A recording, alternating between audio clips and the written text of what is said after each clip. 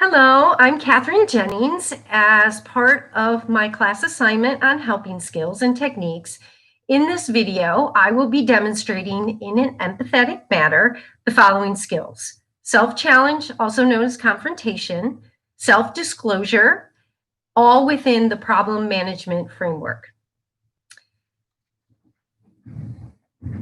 Hello, Lisa. Welcome back. Hi, Catherine. Good to see you. Good to see you as well. So glad you could be here today. Before we get started, just to review with you again that you've opted in to be able to be videoed as part of my class. Is that correct? Yes. Okay, great. Yeah. So this is our third time together, and so I would just like to recap maybe what we talked about the last time that you were here.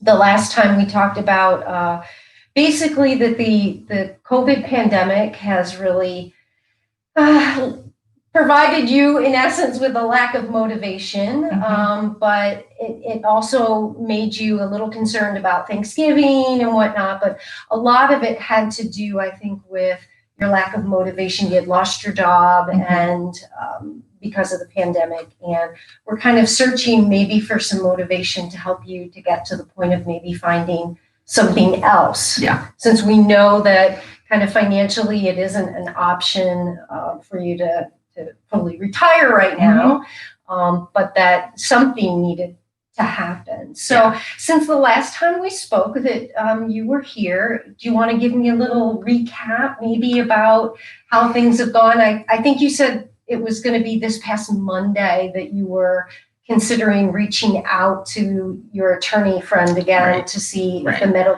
criminology was going to be an option. Yeah. Okay, so 3 steps forward, 2 steps back. We have not touched base again, so that ball is still in my court.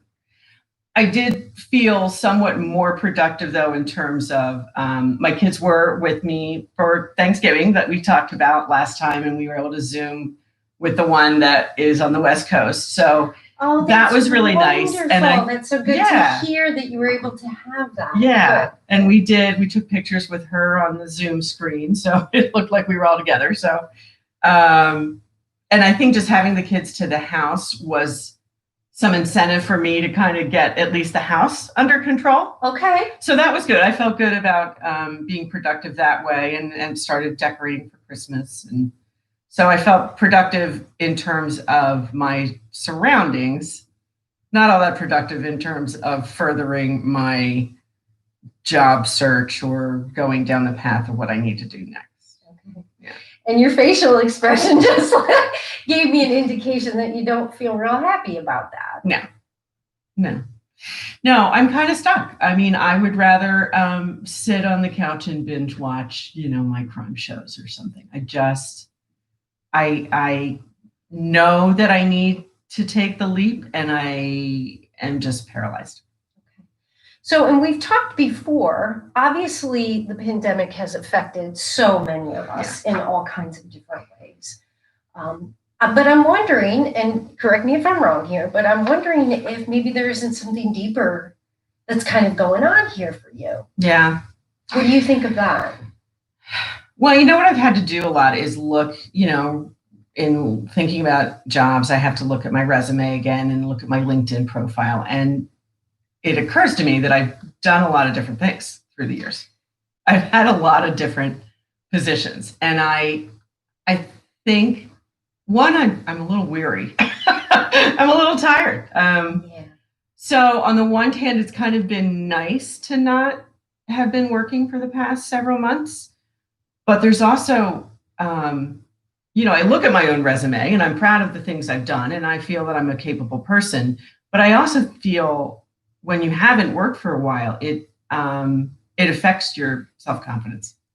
And I know I can do a variety of things. I'm well educated, I'm very accomplished, but just this downtime has been a double-edged sword, because it's been kind of nice to be cocooned at home, because I am a little bit of a homebody, but it's also affected my own feeling of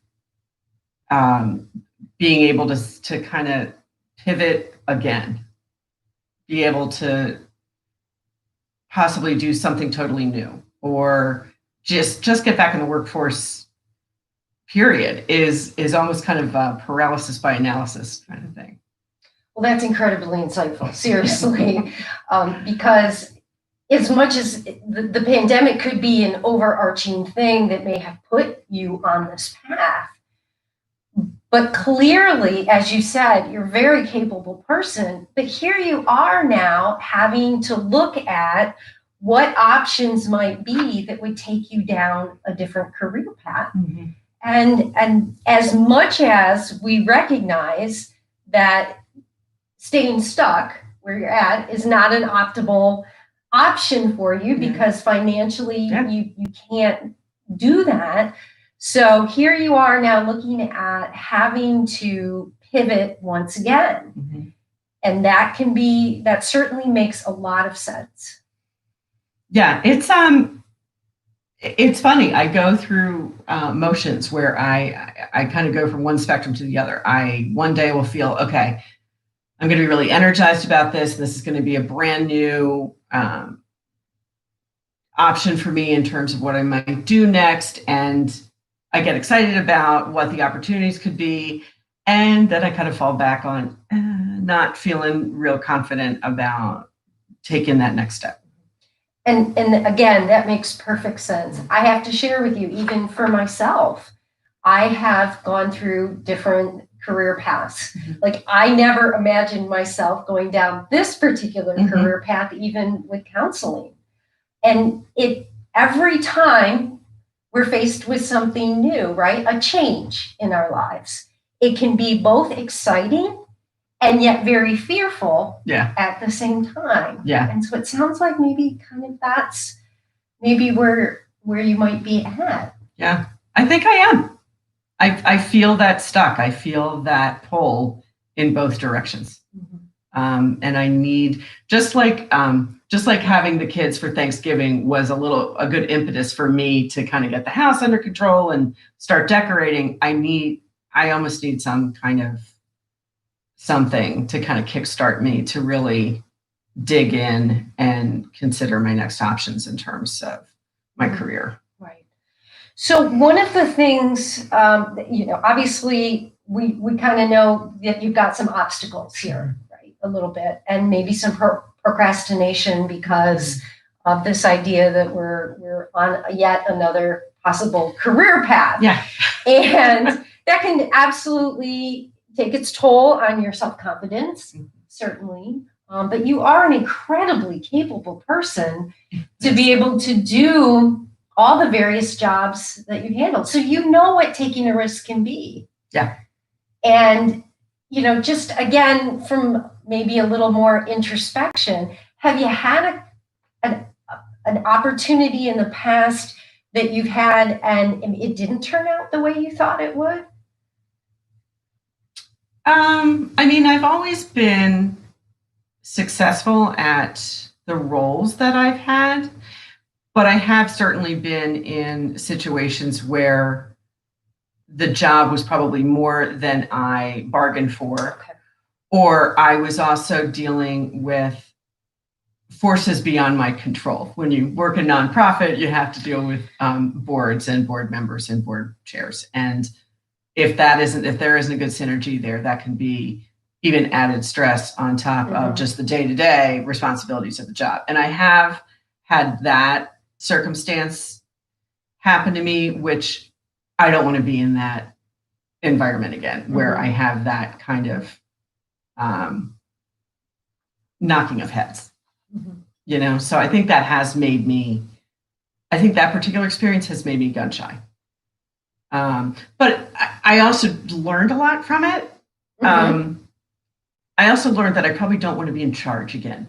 And that is an incredible, valuable thing to learn. Yeah. As we grow, like through our lifespan, we're hungrier when we're younger for our jobs.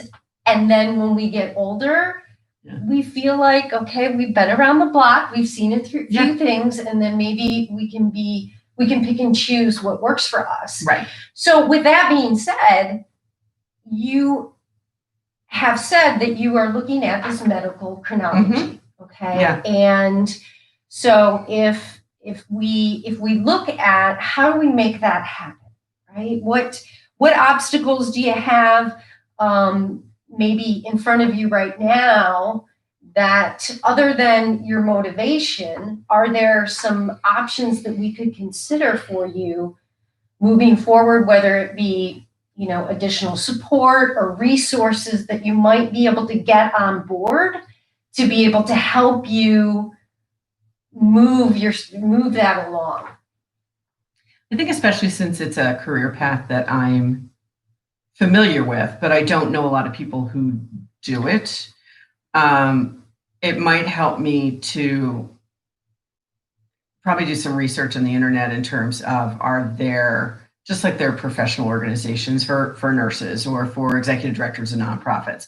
I'm kind of assuming that there's probably some organizations for medical chronologists or some kind of like chat group or something. And I'm thinking that maybe if I can identify something like that, that I could maybe reach out and just get a better sense of what the job entails and what are some of the pitfalls and what are some of the challenges. And so maybe that would be a good way for me to investigate that a little bit more. That's a fantastic idea, because it's not too much to put out there. Right. It's not overwhelming. It's not overwhelming, and it doesn't make you committed to doing it just yet, but it may help you see what others, as you said, are out there doing that would give you an opportunity to go, oh, well, this isn't as intimidating as I thought it might be. Yeah. So that is a great place to start, because, you know, finding opportunities, whether they're resources or other support to help us along this path. Like, you don't have to take all of this on necessarily yourself. You can do that research and find other options to help you maybe get to where you want to find yourself. Yeah. Absolutely. Well, you know, together, obviously, it feels as though, and you tell me if you agree, that it feels as though we've identified something pretty significant here today, and that hopefully moving forward, we can find together here, brainstorming, where your next plan might be. So the last time we kind of came up with a single goal that said, okay, you're going to call this person and kind of reach out. So maybe the plan can be a little bit more comprehensive. And we can certainly start with the idea of doing maybe some social media research on some of the groups. Yeah. Can you think of some other options that might be out there?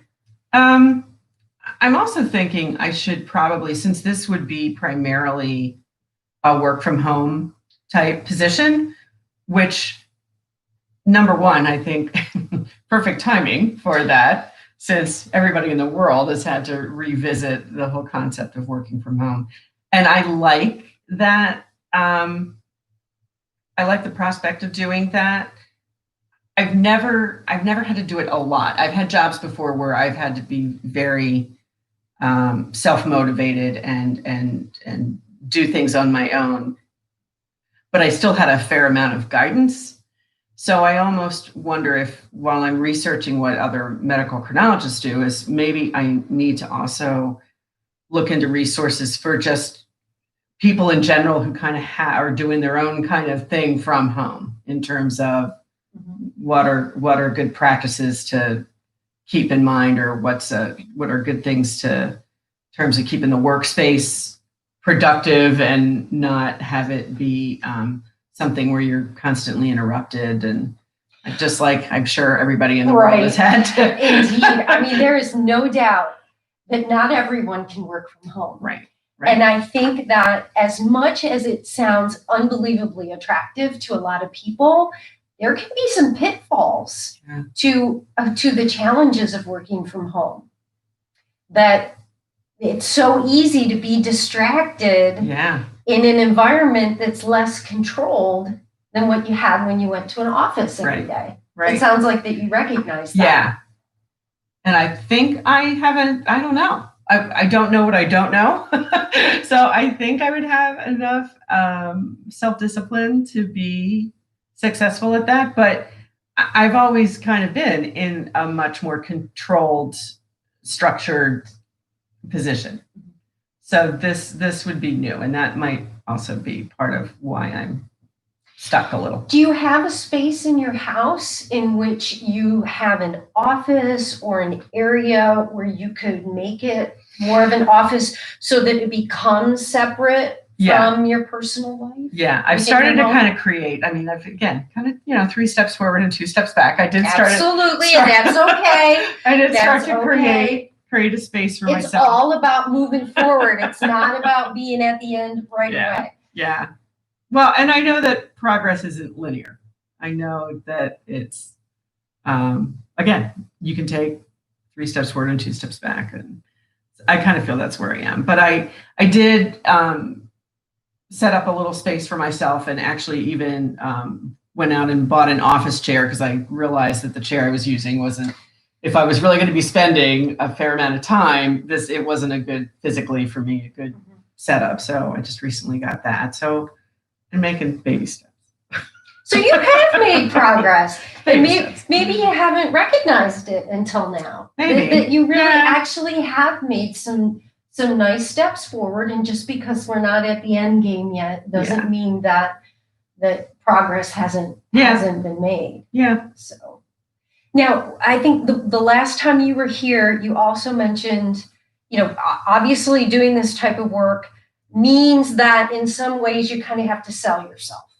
Yeah. Right. So if you're like an entrepreneur, an independent contractor type person now, what are some of the things, in our plan that we can have for you would be conducive for you to be able to start to make yourself known to people in this industry that you're available, you're ready to work? What kind of things do you think would be conducive for that? Well, I think I do have a profile on LinkedIn. I think I need to pay more attention and update that and make it, list the medical chronology as something that one of my skill sets. Once I feel a little better about it, I don't know that I should put it out there just yet since I haven't really started it yet, but I think that's what I would eventually do. It's funny because I've never really had to sell myself. I've always typically working for nonprofits. I'm typically, pushing the mission of that particular organization. So it's going to be odd for me to push myself. That's not something I've ever really had to do before. But I was thinking that I could certainly create a website and surrounding what skill sets I have and what services I could offer. I'm fairly well networked in this area in terms of the press club, in terms of Rotary, in terms of Chamber of Commerce. So I think if I can move forward and get some type of website together and maybe some business cards and things, I could really start reaching out to that network and promoting it. Well, that is a trifecta of things to consider in your plan. Yeah, absolutely. It's obviously different though because of the pandemic. I'm a good networker, again, but I was used to networking on behalf of the mission of something else, not on behalf of myself. Mm-hmm. But in a pandemic, there aren't really many networking events going on, so that's another hurdle that I have to figure out a way to address. Are there any, like you mentioned, like the press club and different chamber probably type situations in the community? I'm wondering if they might have some Zoom even options. I think they do, and I need to research that a little bit more too, because they have to, because that's what they, that's their backbone is networking. And so I'm guessing that they're having more virtual events and virtual meetings. And, the chamber was always known for having happy hours or coffee connections. And so I've got to assume that they're doing that virtually somehow. So I think I need to really start tapping into that. If nothing else, that in and of itself can spur some motivation, right? Just connecting with other people, that isolation of thinking that you're going to carry all this yourself, right? That other people are out there, they're all doing their thing too, and maybe just even finding some of that connection of, I'm not the only one who's in a position where I might have to pivot and navigate to something new. Right. Do you think that would be helpful? I think so. I think it would. And I think that's something else that I do have to remind myself of, is I, grew up in this area. I've been in this area a long time. I do have a good network. Again, I'm not used to promoting myself, right? But I need to, I really do think that my network is strong enough that once I put that word out there that I'm pivoting once again, that I think I would have the support. And I think you're right. I think it would probably energize me. I'm hoping it'll energize me. That's the goal. Well, like I said, I think just identifying that, what the reasons are. Yeah. Really what the reasons are that might be keeping you stuck, and recognizing that as much as you've promoted other things in the past, you are absolutely worth promoting. Thanks. And that you have this wonderful, varied background that could be such an incredible asset, whether it ends up being the medical chronology, it ends up being some kind of marketing or public relations that you do offer from again, like a freelance or independent contractor type situation. Again, I'm looking forward to it. That's that double-edged sword. Yeah. Is I'm looking forward to doing something new, but I'm my own worst enemy right now. Yeah. But the plan sounds good. What do you think of the plan? And we can recap it. Certainly reaching out for maybe even an easy social media aspect that said, who else is out there doing this? Yeah. Is there a group out there? Yeah. To look at and research, and then tap into some of your friends. It sounds like some of your colleagues became friends, and you are able to reach out to them and say, tell them what's going on with you. Yeah. And then maybe it's not so intimidating for you to say, I'm pivoting again, because a lot of us are pivoting again and trying new things, and see where they're coming from. Sometimes just that acknowledgement that other people are experiencing this as well might be helpful. What do you think that would be helpful? I think so. Okay. I think if there were ever a time to pivot, this is it. It is. Yeah. Indeed. And doing things like a website you can do from home. I know you've said before you have experience doing that. So that's even something that you could do yourself, or if it's too much, get an outside resource to help you do it. Yeah. And that, again, maybe even seeing that on screen that says, oh my gosh, there's my website. Yeah. You might look at that and be able to say, that's something I can share here with others. Right.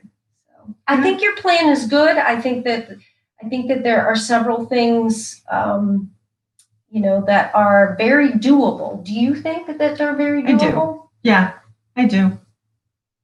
I think the other thing that will kind of kickstart me too is 2020 is winding down. And I think everybody's going to, not that the clock's going to strike at midnight on December 31st and everything's going to be fine, but I do think that a new year always brings a new sense of new beginnings and hopefully, a push to start new things. And I'm hoping that kind of happens for me too, that I'm ready for this year to be over. I think we all are, and I think a lot of us, including myself, we're hoping, and just like you said, every year we always hope for something better for ourselves. Yeah. And this year has been so difficult and so traumatic for so many of us that ball dropping in New York City can't come fast enough with the hope that on the horizon will be something more attractive for all of us. Yeah. So I'm glad that we had this time together. Yeah. And I'm hoping that it'll be okay with you if I follow up, see in a few weeks. Sure. And check in with you and see how you're doing, see if the plan that we kind of talked about today was conducive.